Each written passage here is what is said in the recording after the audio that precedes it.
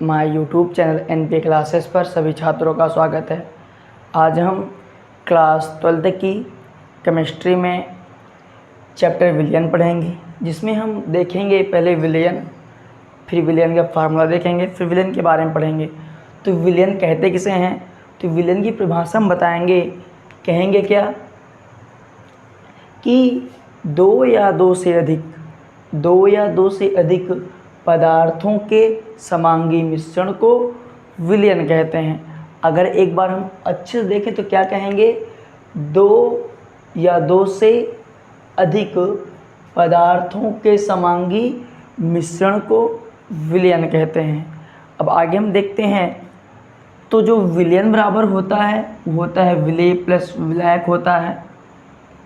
अगर हम एक शब्द देखें कि विलेय किसे कहते हैं, विलायक किसे कहते हैं, तो एक हम गिनती लेंगे। अगर हम कहें कि विलेय में कितने शब्द हैं, 3 शब्द हैं, वाह है, ला है, या है, तो 3 शब्द हैं। अगर हम विलायक की बात, इसमें 1 शब्द, 2 शब्द, 3, 4 शब्द हैं, तो टोटल कितने शब्द हैं, 4 शब्द हैं। तो अर्थात विलयन में जिस पदार्थ की मात्रा कम होगी उसे हम विलायक कहेंगे, विलयन में जिस पदार्थ की मात्रा अधिक होगी उसे हम विलायक कहेंगे। फिर आगे हम देखते हैं कि विलयन में विलायक सदैव एक होता है। अर्थात अगर हम विलयन की बात करें, विलयन में विलायक सदैव एक ही रहेगा, विलेय बहुत सारे हो सकते हैं। और दूसरा स्टार पॉइंट है, विलयन सदैव विलायक की अवस्था को दर्शाता है। तो दूसरा हमारा जो स्टार पॉइंट है वो है विलयन सदैव विलायक की अवस्था को दर्शाता है। अब इसके आगे हम पढ़ेंगे विलयन का सांद्रण, फिर विलयन के सांद्रण के प्रकार भी देखेंगे। पहले हम देखते हैं विलयन का सांद्रण, और हम इसकी परिभाषा जानेंगे सूत्र के हिसाब से। तो विलयन की सांद्रण बराबर होता है विलेय की मात्रा अपान विलयन विलायक की मात्रा। तो हम कहेंगे कि किसी शब्द जोड़ेंगे, किसी विलयन या विलायक में, किसी विलयन या विलायक में घुली हुई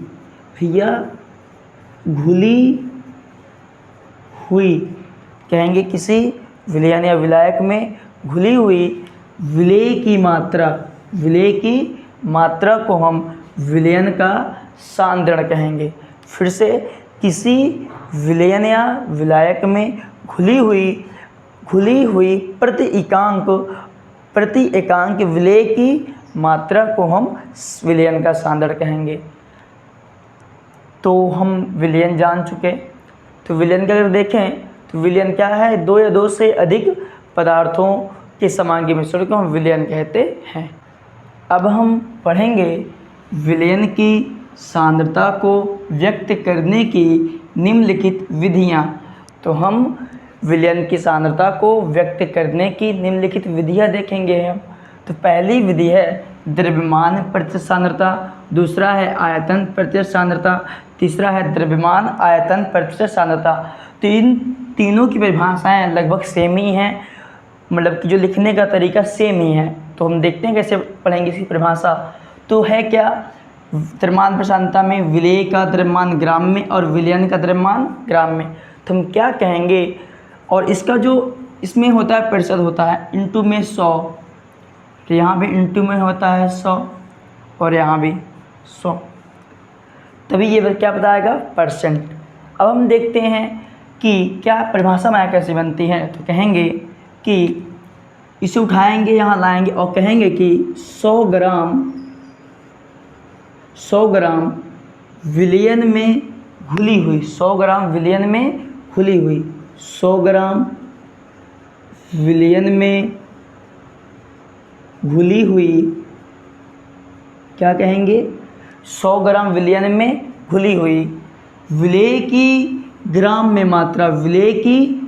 में मात्रा को हम द्रव्यमान प्रतिशत सांद्रता कहते हैं।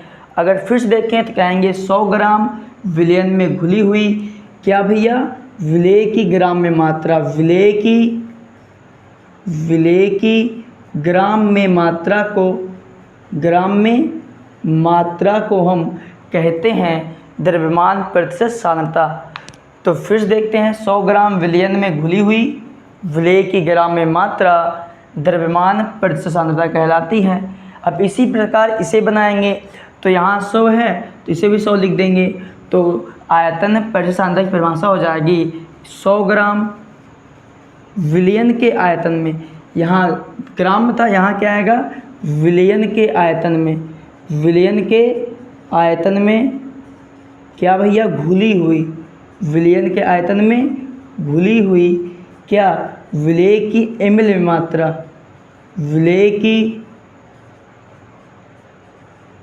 ml में मात्रा, ml में मात्रा क्या कहलाएगी आयतन प्रतिशत सांद्रता। फिर देखें तो कहेंगे 100 ग्राम विलयन के आयतन में क्या भैया घुली हुई विलेय की ml में मात्रा, घुली हुई विलेय की ml में मात्रा कहलाती है आयतन प्रतिशत सांद्रता। ये सूत्र भी है और हम परिभाषा भी इसके अनुसार जान ले रहे हैं। तो आगे हम पढ़ेंगे द्रव्यमान आयतन प्रतिशत सांद्रता, इसकी परिभाषा सेम है। तो यहाँ 100 है, 100 को उठाएंगे, 100 को क्या कहेंगे हम 100 ml। अब किसमें भैया विलयन के आयतन में, 100 ml विलयन के आयतन में, विलयन के आयतन में घुली हुई क्या भैया घुली हुई विलेय की, अब यहाँ क्या है तो यहाँ की जोड़ देंगे, विलेय की ग्राम में मात्रा, विलेय की ग्राम में मात्रा को हम द्रव्यमान आयतन प्रतिशत सांद्रता कहते हैं। फिर से देखें बोलेंगे 100 ml विलयन के आयतन में घुली हुई विलेय का ग्राम में मात्रा द्रव्यमान आयतन प्रतिशत सांद्रता कहलाता है। अब हम आगे पढ़ेंगे चौथा, पांचवा और छठवां। चौथे में क्या है पर्स पर मिलियन पढ़ेंगे, और पांचवा पढ़ेंगे मोलरता, और छठा पढ़ेंगे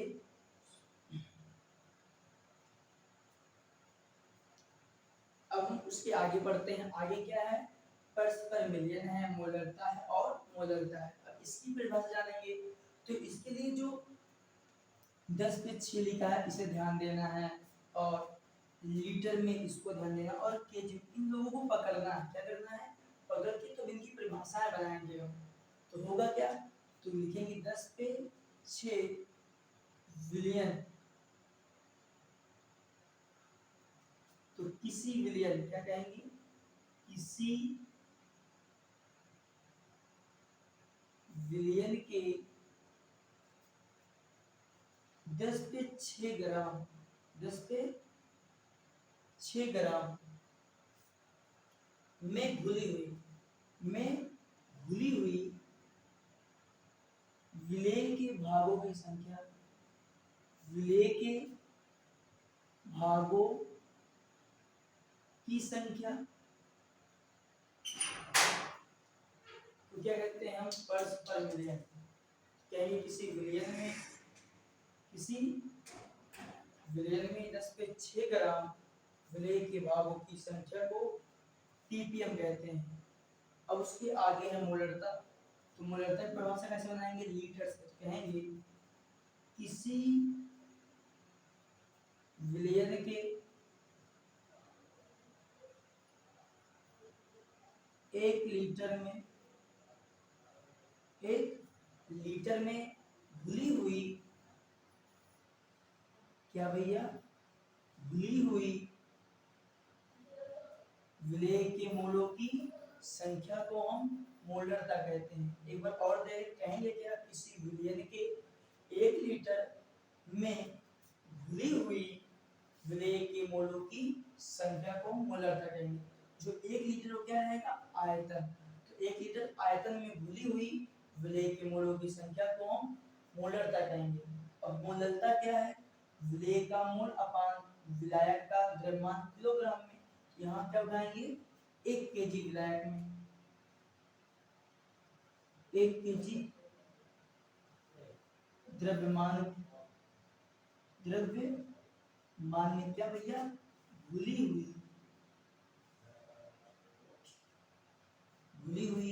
विलेय का मोल मोलरता कहलाता है।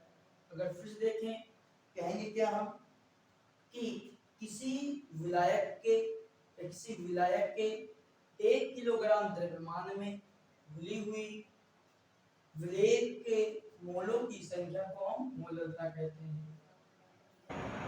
अब हम लास्ट में पढ़ेंगे मूल प्रभाज और नॉर्मलता।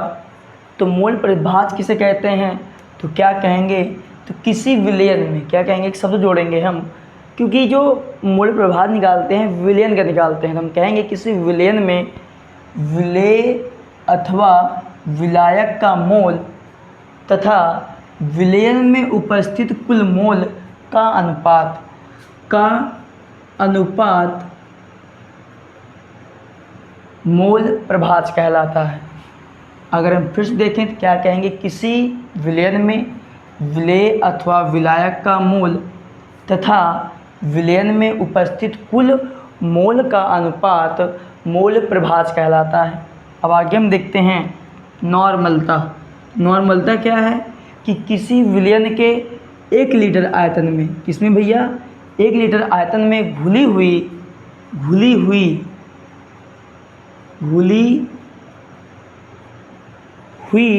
विलेय के ग्राम तुल्यांकों की संख्या, विलेय के ग्राम तुल्यांकों की संख्या को हम नॉर्मलता कहते हैं।